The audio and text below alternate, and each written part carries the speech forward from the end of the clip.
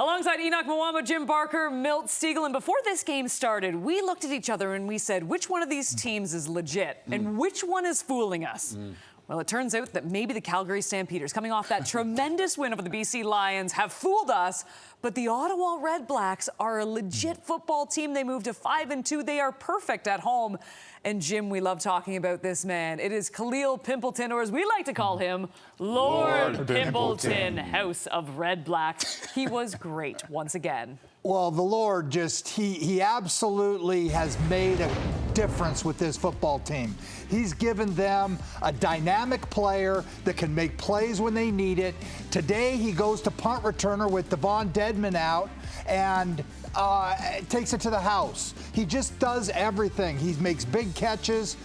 Again, he's the spark they've needed. You know, they went into this game and they lost their left tackle, whose wife was having a child, went down for the birth, and then they lose Raquel Armstead, their running back, in the first half on a couple of misconduct penalties, and they just continue to roll. Pimpleton sets the tempo. These other receivers, Ackland, Rhymes, are fitting in.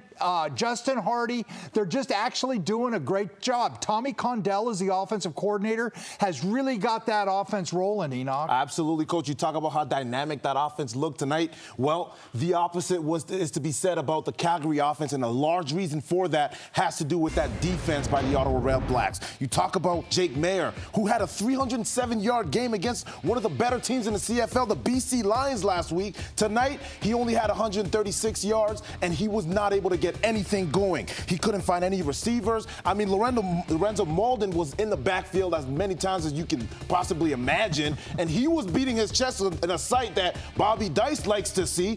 When he does that, it's not good for the offense. And he did a great job. Santos Knox did a great job. And I was really impressed by Davion Taylor, who came in to replace Frankie Griffin and did an amazing job of being active on that defense. And you talk about the offense in Calgary, it was nowhere to be seen, Milt. Yeah, before this game, we were talking about who's real, who's not, who's fake, and who's not. Well, these Calgary Stampeders right now are showing that they're not real.